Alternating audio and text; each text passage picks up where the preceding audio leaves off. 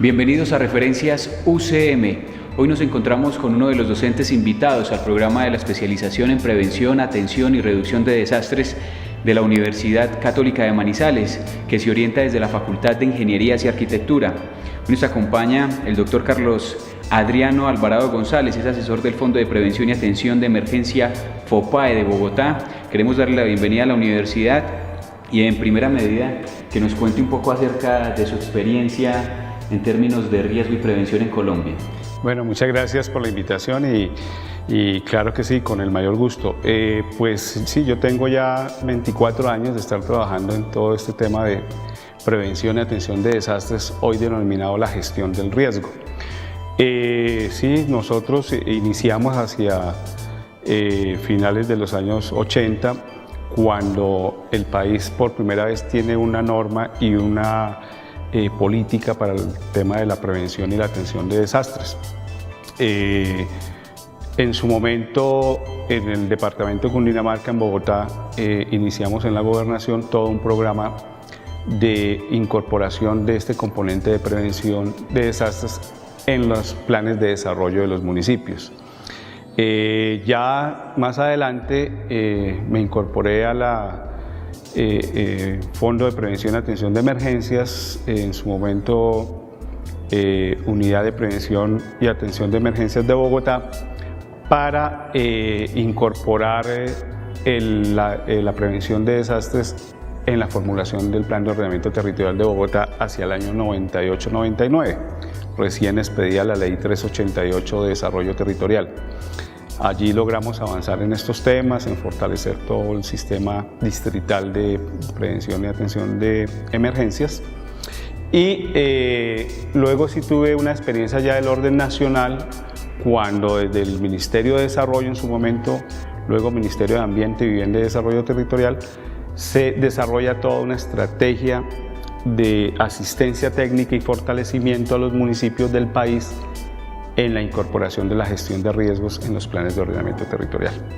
Ya el año pasado y desde el año antepasado y como cerca de 10 meses estuvimos también asesorando los planes departamentales de gestión de riesgos en el Caribe colombiano en un proyecto del Programa de las Naciones Unidas para el Desarrollo, PNUD, con la Unión Europea y varios ministerios del país en los departamentos del Caribe, y también con un componente de adaptación al cambio climático, que es algo que también hoy en día se está trabajando muy relacionado con el tema de la gestión de riesgos.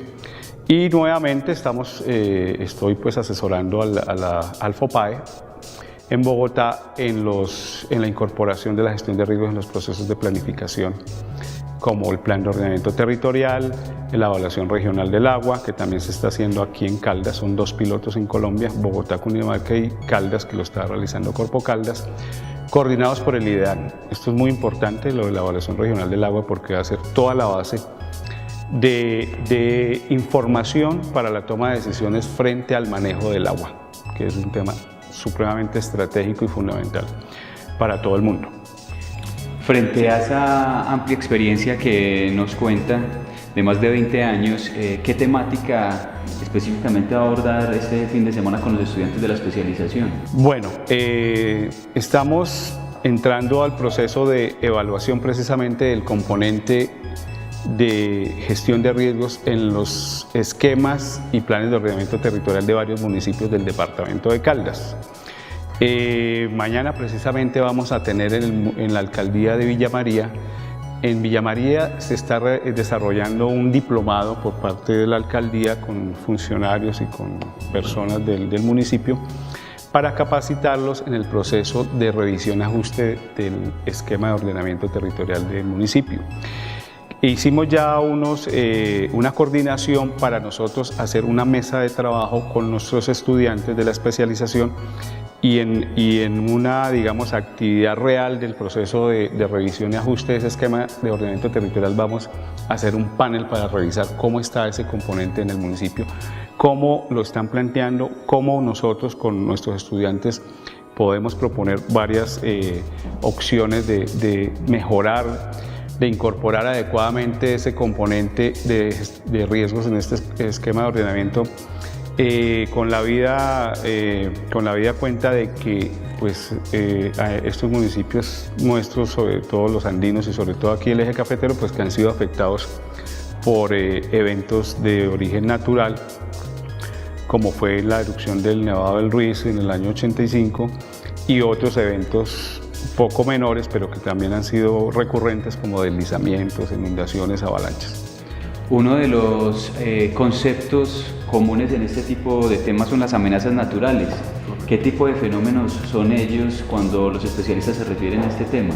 Bueno, nosotros partimos de que primero hay que entender que los desastres no son naturales. Los desastres, en la ocurrencia de los desastres interviene el hombre. Las amenazas naturales por sí solas no producen desastres. Son fenómenos naturales que toda la vida, toda la historia que ha tenido nuestro planeta han existido y seguirán existiendo, como los terremotos, como las erupciones volcánicas, como los tsunamis, como los deslizamientos, como las heladas. Ya cuando estos fenómenos naturales tienen esa capacidad de hacer daño o de afectar a las personas, a la infraestructura, a las viviendas, a las vías, a los cultivos, entonces es cuando ya se convierten en amenaza. Entonces eso es muy importante distinguir, porque el evento por sí solo no es una amenaza. O sea, el volcán, si hagamos de cuenta que el volcán Nevado del Ruiz estuviera en una isla desierta, no hubiera personas, pues es un fenómeno natural que ocurrirá muchísimas veces y a nadie le causa ninguna afectación.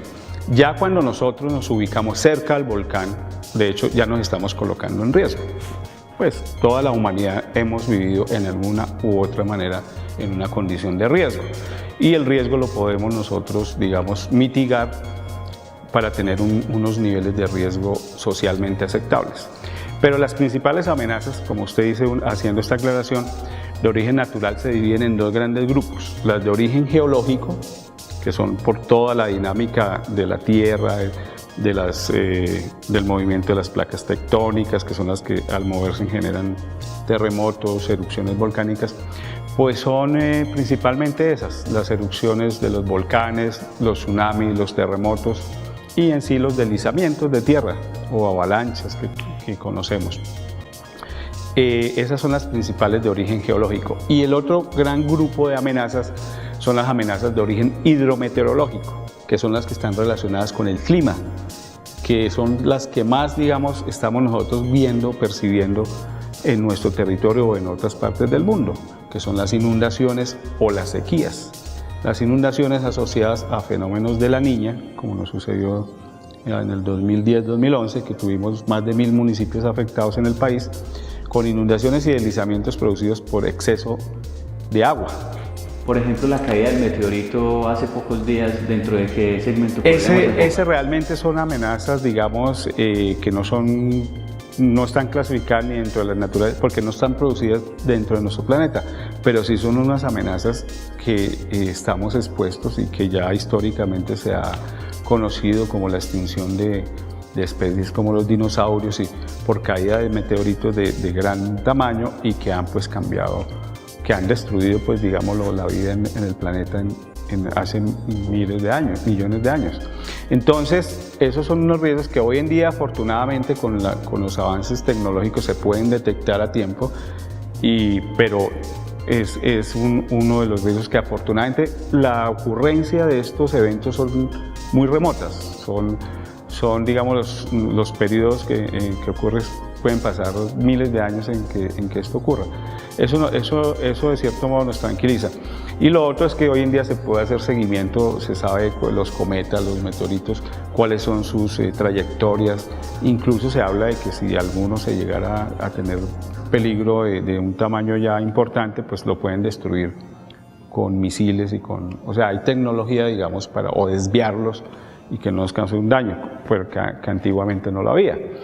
Pero no están considerados dentro de esas amenazas que hablamos, porque precisamente estas de origen natural o hidrometeorológico, como estábamos, las inundaciones, las sequías, ¿cierto?, los incendios forestales, o sea, todas originadas por el clima o el cambio de clima, que hay donde tenemos que el cambio de clima, que se conoce como variabilidad climática, es la que más, digamos, desastres ocurren en el país. En el país ocurren muchos desastres recurrentemente varias veces al año en un mismo municipio, por decirlo, ¿no? ¿Ustedes no intervienen, digamos, en los conflictos sociales como tal cuando hay amenazas? Claro, esa pregunta es muy importante porque ya pasamos al campo de los riesgos. O sea, la amenaza por sí sola, como le decía, un fenómeno natural por sí solo no hace ningún efecto si no hay a quien hacerle daño.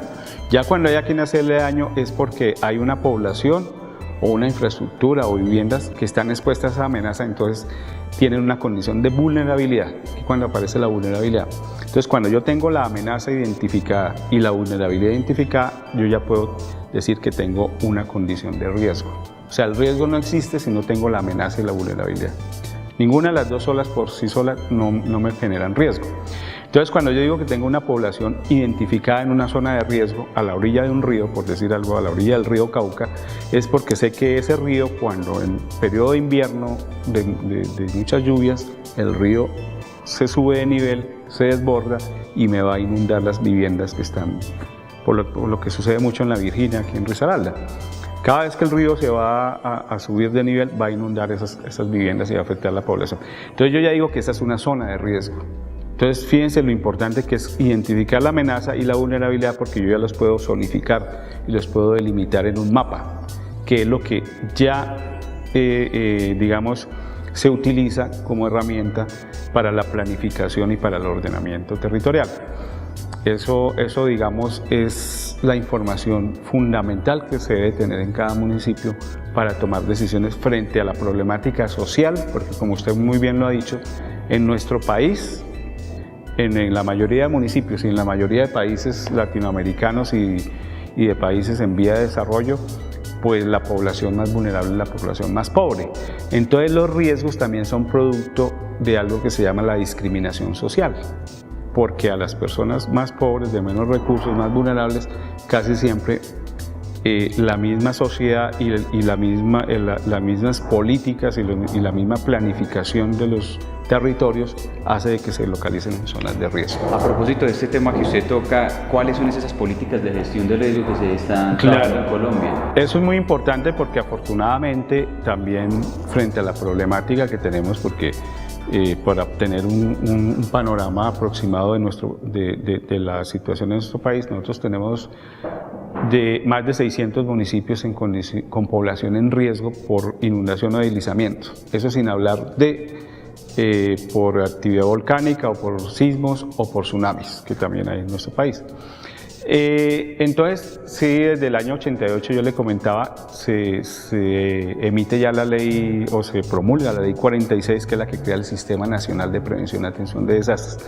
Desde ese año 86 ya se implementa el sistema y ya hay una serie de estrategias y herramientas y políticas para trabajar. Desafortunadamente, los recursos y las acciones casi siempre son dirigidos a la atención de los desastres. Muy poco se trabaja en prevención y se trabajaba. Hoy en día se trabaja un poco más de prevención debido a que ya en el año 1998, tenemos la Política Nacional de Prevención de Desastres, que es el Plan Nacional para la Prevención y Atención de Desastres. Ese plan se adopta mediante el decreto 93 del año 98, un decreto nacional, un decreto ley, perdón. Entonces ya a partir de ese año tenemos una política. El año pasado se emite la ley 1523 del 2012. Esa ley es la que crea el Sistema Nacional de Gestión de Riesgos, o sea, transforma el Sistema Nacional de Prevención y Atención de Desastres y lo actualiza y lo moderniza, digamos, en el Sistema Nacional de Gestión de Riesgos, que es una ley más completa, porque está después de la Constitución del 91, y con esa ley, además tenemos la más importante, que es la que tenemos, con la que podemos reducir riesgos, que es con la ley 388 del año 97, que es la de desarrollo territorial, la que obliga a todos los municipios del país a tener un plan de ordenamiento territorial. Para hablar de un tema específico, ¿cómo se logra ese equilibrio entre las inversiones en prevención, la mitigación y el financiamiento de las pérdidas que se generan por estos problemas en las regiones? Claro, pues con base en las políticas y en las normas que tenemos que obligan a que el Estado invierta recursos en la prevención de los desastres, la idea es que se adecúen y se incorporen esos recursos, pero sobre todo se apliquen las normas relacionadas con los usos del suelo, para que no se permita la ocupación de zonas no aptas para asentamientos humanos, es decir, zonas que son afectadas por, o que están más bien en amenaza alta por inundación, por deslizamiento, por avalancha de flujos volcánicos o en las zonas costeras por tsunamis. Entonces, con el plan de ordenamiento territorial vamos a garantizar que las inversiones, sobre todo la de las comunidades, la de la población, que es construir sus viviendas en zonas seguras, no expongan sus recursos, sus ahorros, como son las viviendas, en zonas de riesgo. Y el Estado a su vez también construya la infraestructura y toda la inversión sectorial, como son las vías, la vivienda, hospitales, escuelas y colegios en zonas seguras. Entonces, por eso es tan importante identificar las zonas de riesgo en los municipios a través de los planes de ordenamiento territorial. Y otro elemento fundamental también es invertir en el conocimiento de las amenazas, ¿cierto?, de los fenómenos naturales como tal, en estudios, en la cartografía, pero también en la divulgación y socialización.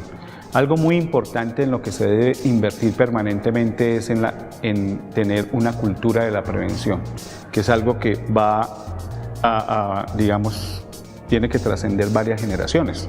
No es un proyecto de unos meses o años o decenios, sino es un proyecto a muy largo plazo, como lo han hecho en Japón y en otros países que constantemente sufren desastres, pero que ya tienen toda una cultura de la prevención. En ese momento, ¿cuál es el mayor desafío que tienen las personas que lideran los proyectos en los municipios y en los departamentos de Colombia frente a la gestión del riesgo? Bueno, en los últimos años hay un desafío muy grande, que son los desastres y los fenómenos o los eventos más bien derivados de los fenómenos hidroclimatológicos que han sido, digamos, potencializados por efectos del cambio climático.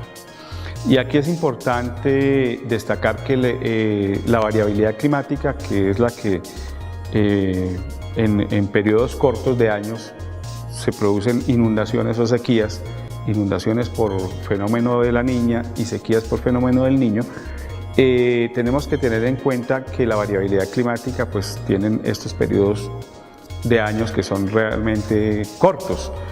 El cambio climático sucede más bien cuando hay cambios en periodos muy largos de tiempo.